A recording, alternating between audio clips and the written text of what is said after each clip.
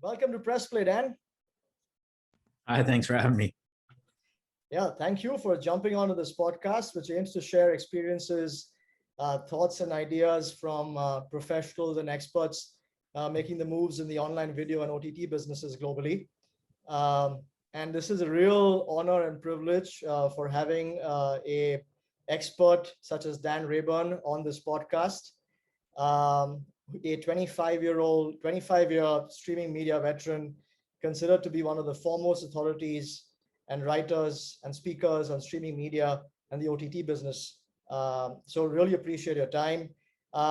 Let's kickstart by maybe you sharing something about yourself. Yeah, sure. Definitely not 25, right? But yeah, it's amazing to think that 2021 marks the 26th year that streaming media, has really been around. Back in those days, it was audio only, dial-up, obviously. 14.4 modem, 28.8. If you're lucky, you had a 56K. So, I basically eat, sleep, and breathe the online video ecosystem. I cover everything from glass to glass, and I do wear a lot of hats in the industry. A lot of people know me as an analyst. They know me as an author and writer because of my blog. I do a lot of work on CNBC and Bloomberg TV and some other TV news outlets. I do a lot with Wall Street. I'm the conference chairman for a streaming summit that I produce in conjunction with the NAB show. So some people just really call me a connector of all things in the streaming space, but my job is really simple. It's just to inform, educate, and empower others. Awesome. Wow. That is amazing. And 2021, we just saw the Vimeo IPO, Amazon buying MGM, AT&T and Discovery. There's a lot going on clearly. What are some of your thoughts on what's shaking up the OTT business, especially in the US? Yeah, it's certainly an interesting time. To your point, we've seen a lot of content deals over the last, even let's call it 18 months to 2 years. Mm-hmm. There's been a lot of companies looking at content and saying, okay, we want to add to our portfolio of what we offer consumers. Anywhere around the world, we all know content is king, whether it's original content, sports content, first run movies. We all have different tastes and opinions of what we think is good content, but at the same time, content is what drives these services. So we've seen the AT&T deal, we've seen Discovery, we've seen HBO Max, Warner Media, that acquisition, the fact that Comcast owns, NBC. So you have the Amazon MGM deal. So it's interesting to watch really the business, which frankly, fewer people in this industry really focus on, which I think they need to. So many people focus on the bits and the bytes and the technologies and codecs and distribution. That's all great, but this has to be a business. These companies have to eventually make money. So I'm not surprised by the AT&T deal in particular, only because AT&T never really should have bought Warner Media to begin with. They never should have bought DirecTV either, right? They got rid of that through recent deal with a PE firm. So, I always say I never underestimate telcos and carriers to do dumb things. I hate to say that, but that's just the reality of it. Remember the telco and carrier that, that owned Uala, right? Spent hundreds of millions of dollars on Uala, and then, that thing fizzled out, which you knew was going to happen. The market wasn't big enough. So it certainly is an interesting time in the US. Consumers have more choices than ever for content, which is great. But at the same time, with choice comes confusion and fragmentation in the market. Interesting. I'm going to just pick your brains a little bit, since you mentioned about, what's going on the content side, and consumers are spoiled for choice. And then, we hear about a service called Stroom, which just launched, which, consolidates a bunch of subscription bundles into a single package. What do you think about that? Makes no sense.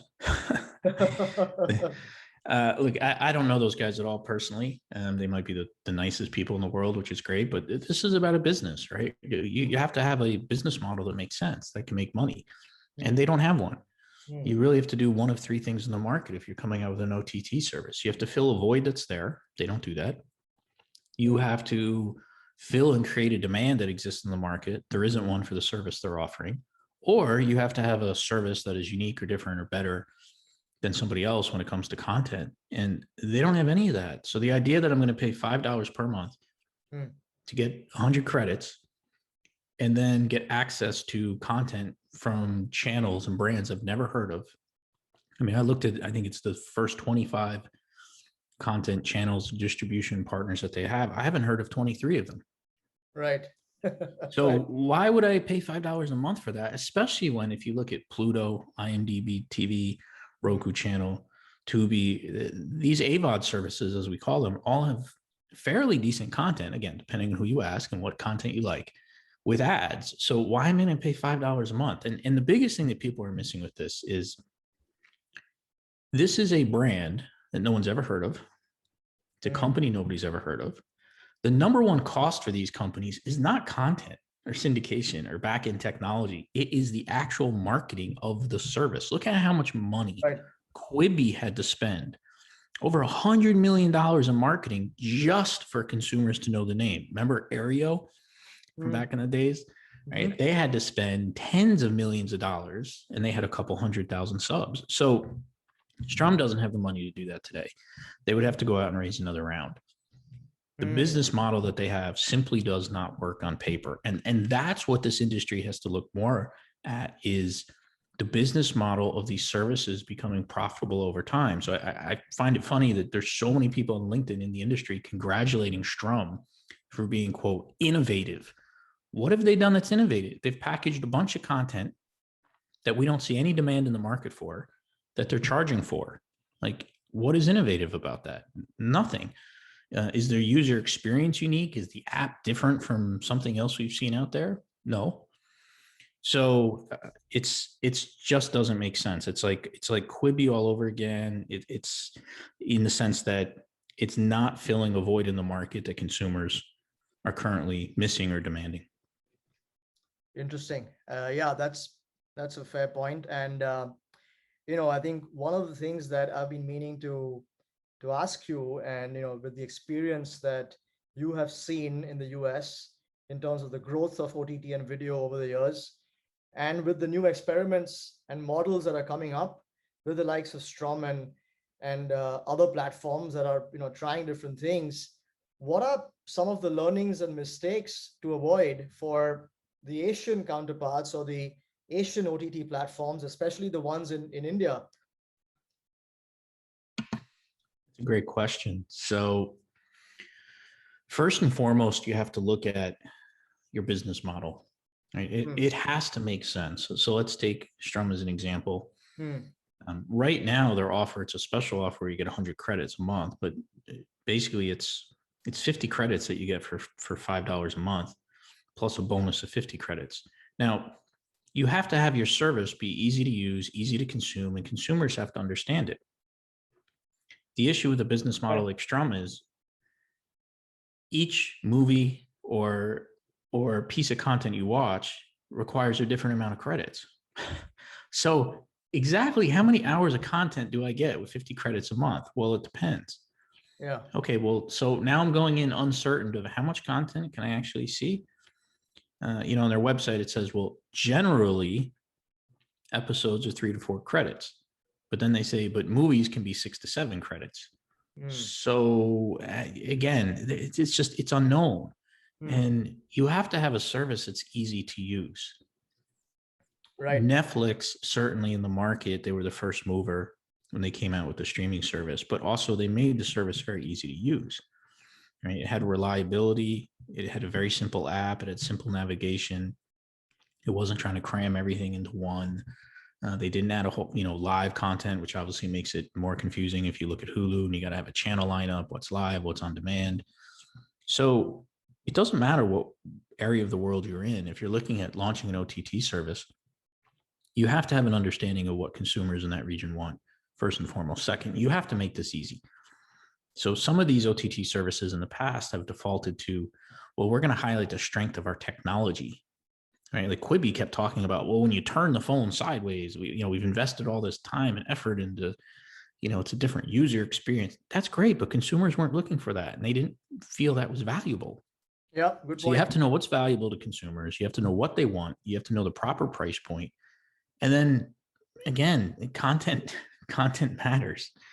It's all about the content. So you have to have a good understanding as well of what content consumers want, how they want to consume it, whether it's live or on demand, short form, long form. And then also some of these services, keep in mind, are very specific. So in the porn TV as an example, they only stream British shows, right? Great. Like, it's perfect. It's a niche. It's targeting a very specific audience. They don't have to spend as much marketing dollars because they know who they're targeting. Niche services can do well. Now, are they going to get 100 million subs like Disney Plus? No, but they're not trying to. And that's part of the problem that I see when different companies launch OTT services around the world. They're trying to target kids, adults, and then those are like documentaries, news related things, original content, movies, TV shows, cartoons. It's too much. So I think focus is key when it comes to OTT. When you're a Disney, yes, you can, company of that size. When you're HBO, your Warner Media, company of that size, you can go after a large demographic out there that varies based on content choice and age. But when you're a small OTT and you're starting out, you got to focus.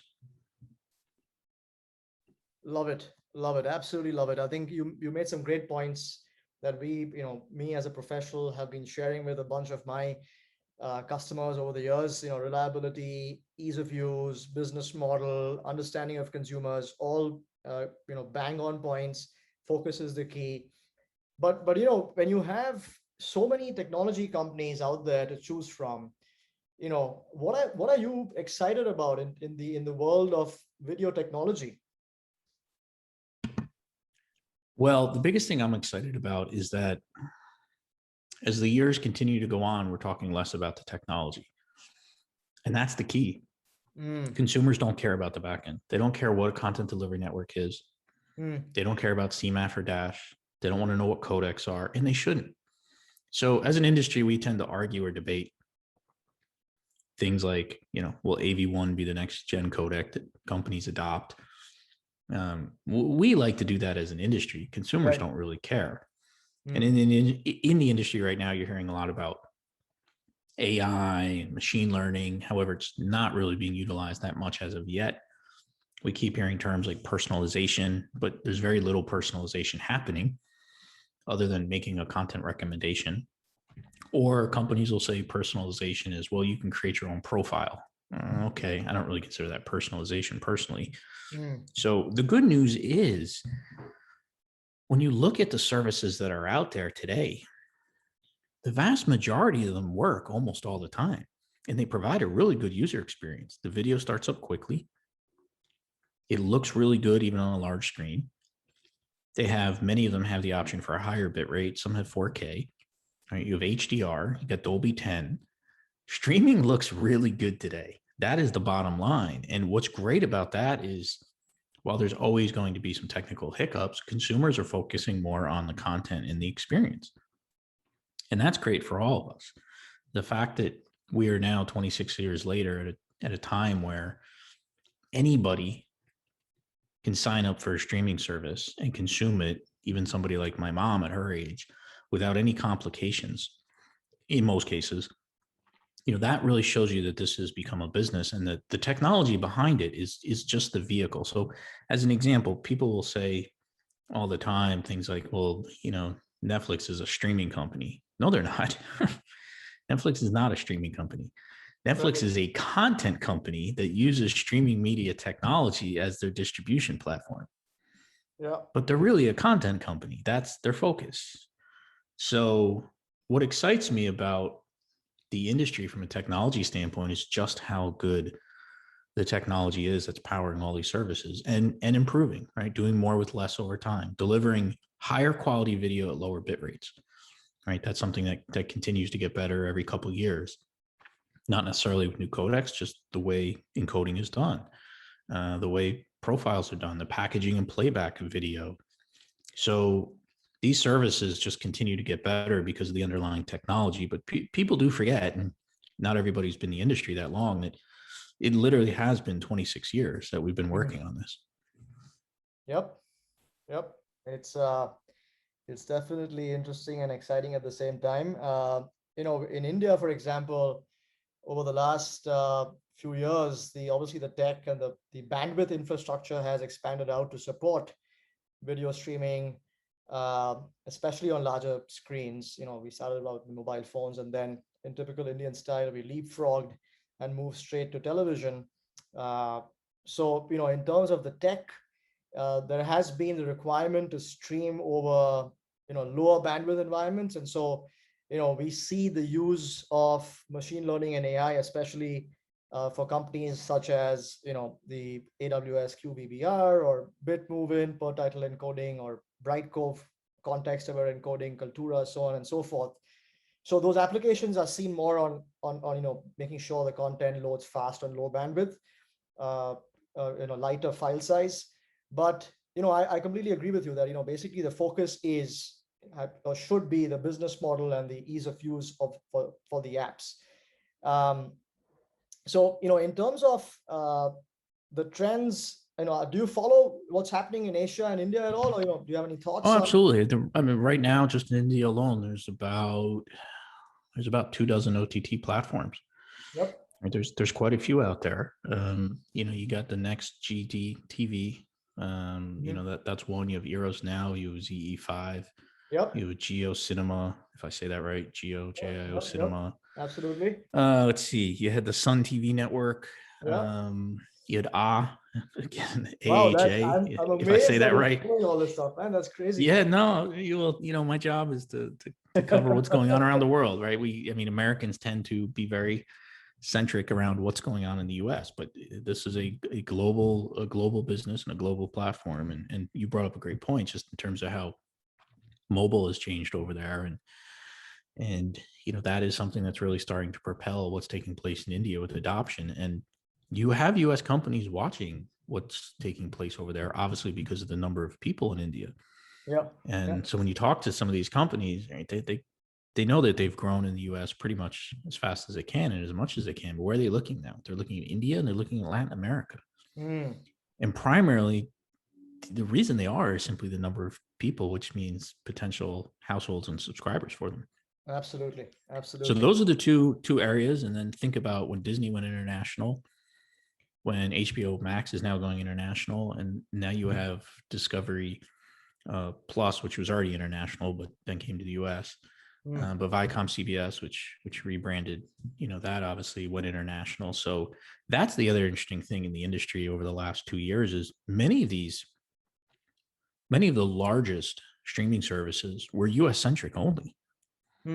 Netflix was international. Amazon obviously had some international, but most of them were US only centric. And then just like that, boom, they realized if we really want to grow this service, we have to think global here. We can't only focus on US subscribers. And that was the smartest thing Netflix frankly did, was they realized early on, as they really started to grow in the US, before they started to tap out of how much they could grow in the US and kind of reached as many households as they could, they realized very early on, hey, we got to start laying the groundwork if we're going to grow internationally and just grow overall the number of subs. And they've just done a great job of that. But I mean, I love some of the stuff that's coming out of India, Voot, and some of the others. And it's interesting to see who's owning them, right? Because you have the AsiaNet Satellite Communications, they own one. And so interesting to see who's behind some of the new services coming out in India.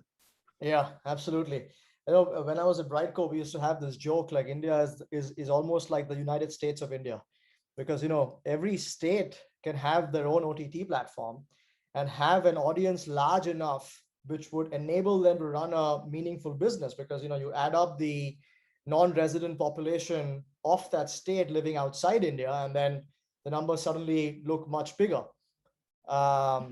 So absolutely. Yeah, that's absolutely true. And the other thing that I think U.S. companies didn't realize at first is, just look at a place like India, all the different dialect, all the different languages. Well, now they have to think about, okay, we can't think of India as just an entire country and the service that we roll out in one part, everybody will love.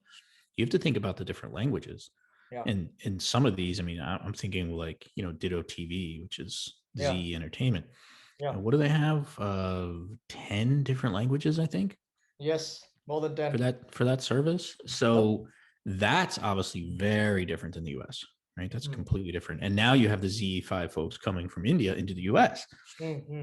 That's also interesting to see, right? That's just launching here in the US for people from India who want that content in the US. So now it's going the other way as well. But that's something that US companies are really starting to understand and learn, is there's a very different type of content that people want to see depending on where they are in that particular country. Yeah, absolutely. Absolutely. And on a slightly different note, I think what's also interesting between the two markets is that, India primarily, it's still an ad supported market. It's an AVOD market primarily. Over the last 1 year, the subscription video on demand has grown because people have gotten used to, the convenience of OTT sitting at home and, paying for digital content, cord cutting, etc.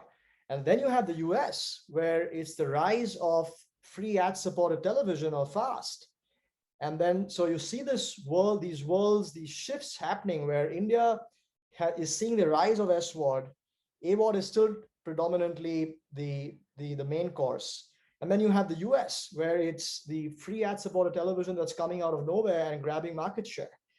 How are you seeing that happen and emerge? Yeah, it's a good point. So I think what you have to look at is just the differences amongst countries in terms of the type of content and also what's allowed, right? Very interesting what we've seen in India, not surprisingly, because it's different than the US, is just the government. I mean, TikTok was banned there, as we know. But also, out of nowhere, the government this year released a set of rules to bring OTT content in India under the standards of censorship that other entertainment platforms have to follow, which is pretty interesting because I don't know how many people know, but before the government did that, 17 of the largest OTT platforms in India actually came together and created a self-regulation standard. That's right. So, the government mandated OTT platform requirements now, they have to have 5 different classifications in terms of what they're broadcasting. But that's something that's obviously very different than the US. In the US, there's no restrictions. So as companies think about what countries they're going into, they also have to look at just what some of the rules, the laws are, regulatory. So I think that's something too that some companies, while they're looking at India right now, they're saying, okay, let's see how the censorship things settle. Let's see how that actually impacts, right? That's only taken place this year that the government has put that in place. You now have 5 classifications, which is great. So now there's a standard amongst that. But that's also something they're watching very closely. It costs a lot of money to move into other countries. Yeah, good point. That's a very good point. Awesome. Thank you, Dan. This was really good. Let me, on a parting note, I don't want to make this too long. There's a lot to talk about. Maybe we have a part 2. Who knows? But outside of video and OTT, what are Dan Rayburn's interests, hobbies, passions beyond video? Okay, well, let's see. I spend about 50% of my time each week working in the streaming industry. So I eat, sleep, and breathe streaming video across, pretty much any device you can think of. Outside of that, where my passion really lies, and what I spend a lot of time on, really kind of quietly, is working with U.S. Special Operations.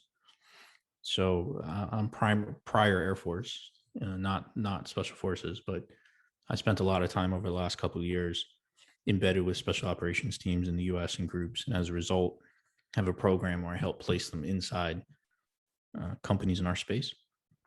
So, for instance, Zachmy just hired somebody who had a cybersecurity background.